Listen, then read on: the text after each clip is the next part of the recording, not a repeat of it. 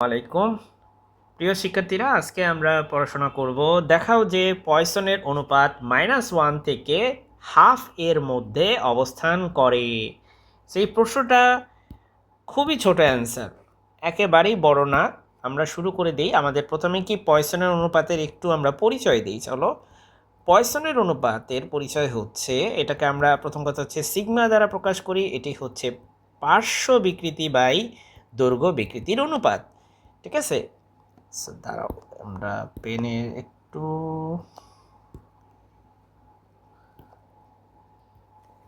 আমি যেটা বলছিলাম যে সিগমা হচ্ছে তোমার পার্শ্ব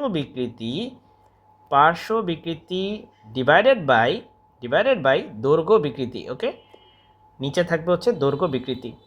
সো দৈর্ঘ্য বিকৃতি পার্শ্ব বিকৃতি নিয়ে এই ভিডিওতে আলোচনা আমরা ডেফিনেটলি করব না, কারণ যেহেতু আমাদের আলোচনার উদ্দেশ্যই আসলে এটা, ওইটা আমাদের অন্য ক্লাসে করা অলরেডি হয়ে গেছে।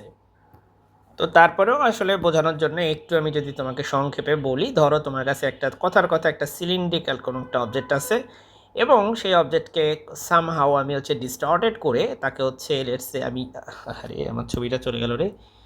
সো লেটসে আমি একটা সিলিন্ড্রিক্যাল অবজেক্ট নিচ্ছি, খুবই বাজে একটা ছবি আঁকার চেষ্টা করতেছি আমি, হ্যাঁ।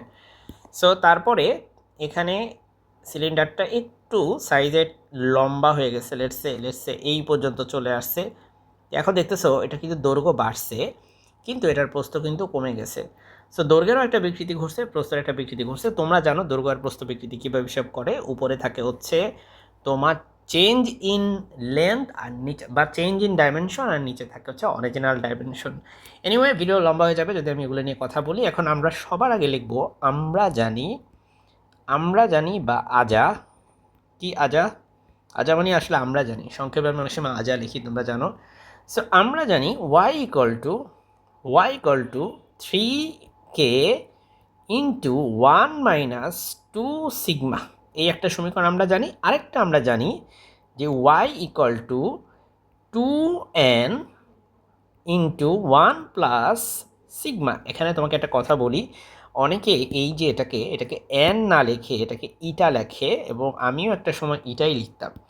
সো এন লেখো ইটা লেখো, কিচ্ছু যায় আসে না। তোমরা জানো ওয়াই এর পরিচয় হচ্ছে ইয়াং মডুলাস, এন হচ্ছে ক্রিন্তন গুণাঙ্ক, আর কে হচ্ছে তোমার বাল্ক মডুলাস বা আয়তন গুণাঙ্ক। তো এই নামগুলো তুমি পাশে লিখে দিতে পারো। এখন এই যে গুণাঙ্কগুলো আছে না, ওয়াই, তারপরে কে, তারপরে এন, এরা হচ্ছে ধনাত্মক। এই ব্যাপারটা মাথায় রেখো, এই রাশিগুলো হচ্ছে ধনাত্মক রাশি।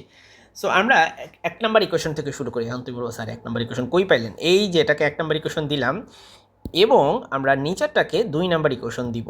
ঠিক আছে, ওকে। সো যেটা আমি বলছিলাম, আমাদের এখানে 1 নম্বর সমীকরণ থেকে আমরা লিখতে পারি ওয়াই বাই থ্রিকে আমি ওয়াই ডিভাইডেড বাই 3কে লিখতে পারি 1 নং হতে, রাইট? 1 নং হতে ওয়াই ডিভাইডেড বাই 3কে। তারপর দেখো আমাদের রাইট হ্যান্ড সাইডে থাকবে 1 মাইনাস 2 সিগমা। আর তোমাকে আমি একটু আগে বলেছি যে ওয়াই হচ্ছে ধনাত্মক, তোমার কে ধনাত্মক, এন ধনাত্মক। তো যদি তাই হয়ে থাকে তাহলে তোমার ওয়াই বাই 3কেও তো ধনাত্মক, তাই না? কারণ ওয়াই একটা ধনাত্মক সংখ্যা, আর একটা ধনাত্মক সংখ্যাকে যদি আরও একটা ধনাত্মক সংখ্যা দিয়ে তুমি ভাগ করো, তাহলে তুমি যেটা পাবা সেটাও একটা ধনাত্মক সংখ্যাই হবে। তো এটাই যদি সত্য হয়ে থাকে যে ওয়াই কে ধনাত্মক বলে, ওয়াই কমা কে ধনাত্মক বলে আমাদের ওয়াই ডিভাইডেড বাই 3কে ও ধনাত্মক, তাহলে ভাই একটা জিনিস খেয়াল করো, এখানে তোমার এই সংখ্যাটা ধনাত্মক, তাহলে কোনোভাবে কি সম্ভব এটা ঋণাত্মক হওয়া? কারণ দুইটা সমান হওয়া মানে হচ্ছে নিঃসন্দেহে আমার 1 মাইনাস 2 সিগমা এটাও ধনাত্মক। সুতরাং 1 মাইনাস 2 সিগমা একটি ধনাত্মক সংখ্যা। এখন এখান থেকে আমরা লিখতে পারি 1 ইজ গ্রেটার দেন 2 সিগমা। আমার সিগমার এই দশা কেন? এখান থেকে আমরা লিখতে পারি, এপাশে 2 নিয়ে আসলাম, অ্যান্ড দেন আমরা সিগমাকে বামে আনলে, হাফকে ওইদিকে নিয়ে গেলে আমাদের অ্যাঙ্গেল ব্র্যাকেটটাও কিন্তু উল্টে যাবে, চেঞ্জ হয়ে যাবে। সো আমার সিগমার ভ্যালু হচ্ছে হাফের চেয়ে, মানে 0.5 থেকে কম হবে, এই সম্পর্ক থেকে আমরা বুঝতে পারতেছি। আমি কি করলাম, ভিডিওটা একটু পজ করে এখানে পট করে পরিচয়গুলো দিয়ে দিলাম, কারণ এই পরিচয়গুলো তোমার পরীক্ষা হলে দেওয়া দরকার, তাই আমি তোমাকে এনকারেজ করতেছি। আমিও দেওয়ার মধ্য দিয়ে তুমি বুঝতে পারলা যেগুলো দেওয়া দরকার আছে। তাহলে তুমি এখান থেকে সিদ্ধান্ত নিলা যে, অর্থাৎ এখান থেকে আমরা সিদ্ধান্ত নিতে পারি যে সিগমা এর মান হাফ এর চেয়ে কম। এখান থেকে আমরা প্রথম একটা সিদ্ধান্ত নিতে পারি। এবার ভাই, আমাদের তো ইকুয়েশন একটা ছিল না, ইকুয়েশন ছিল দুইটা। আমরা এই ইকুয়েশন থেকে কী সিদ্ধান্তে আসতে পারি?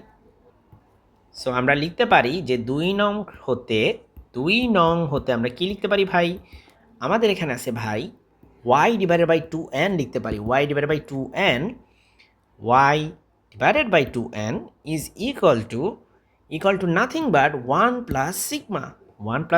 Okay fine, 1 plus sigma। এখন নিশ্চয়ই মনে আছে তোমার, আমি একটু আগেই বলেছি y এবং n হচ্ছে ধনাত্মক। যদি এটার ধনাত্মক হয় তাহলে ডেফিনেটলি দুইটা ধনাত্মক সংখ্যার ভাগফলও ধনাত্মক, তাই না?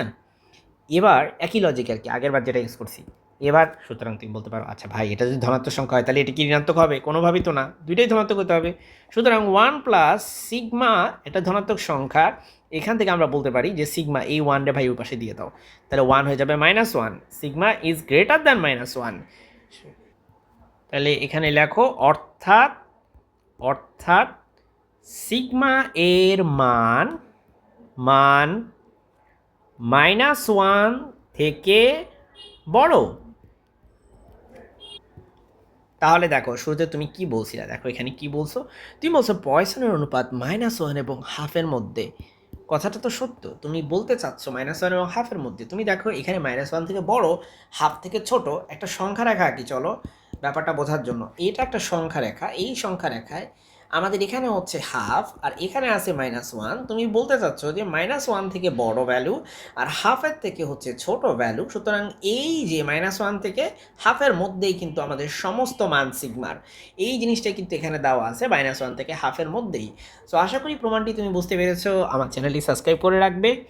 আর তোমাদেরকে আমি জানিয়ে রাখি, আমার পেইড কোর্সে তুমি চাইলে ভর্তি হতে পারো, এবং সেজন্য তুমি 0185101243 এই ম্যাজিক্যাল নাম্বারে, আসলে এখানে কোনো ম্যাজিক নেই, যাই হোক, এই হোয়াটসঅ্যাপ নাম্বারে তুমি যোগাযোগ করতে পারো আমার সাথে।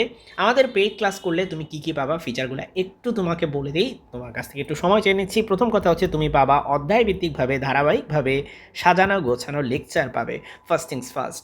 সেকেন্ড থিং হচ্ছে বেসিক সহকারে আলোচনা পাবে। 3 নাম্বার ব্যাপারটা হচ্ছে তুমি বিগত সালের যে প্রশ্নগুলো আছে সেগুলোর ব্যাখ্যা পাবে। 4 নাম্বার যে ব্যাপার সেটা হচ্ছে, অনেকে তোমরা কোর্সকে ট্র্যাক করতে চাও, সো কোর্সকে ট্র্যাকিং করার অপশন পাবে। ট্র্যাকিং মানে কি? মানে তুমি কোর্স, ধরো আজকে কতটুকু প্রোগ্রেস হইলো তোমার কোর্সের, কালকে এসে যদি তুমি দেখো যদি না বুঝতে পারো তাহলে তুমি ফ্রাস্ট্রেটেড হয়ে যাবা যে আমি কতটুকু কোর্স শেষ করছি, আমি তো সেটা বুঝতেই পারতেছি না। সেরকম না, আমাদের এখানে কোর্সের কোনো একটা ভিডিও দেখা শেষ হয়ে গেলে সেই ভিডিওতে তুমি ডান অপশন ক্লিক করলে তুমি পরবর্তীতে আসলে বুঝবা যে এই ভিডিওটা তোমার দেখা শেষ। সো এছাড়াও আরও কিছু কিছু ফিচার আছে যেগুলো তোমরা আমার কাছ থেকে পাবা। যেমন একটা সবচেয়ে ইম্পর্টেন্ট জিনিস, সেটা হচ্ছে মেন্টরের সাথে 24/7 তুমি যোগাযোগ করতে পারবা হোয়াটসঅ্যাপে।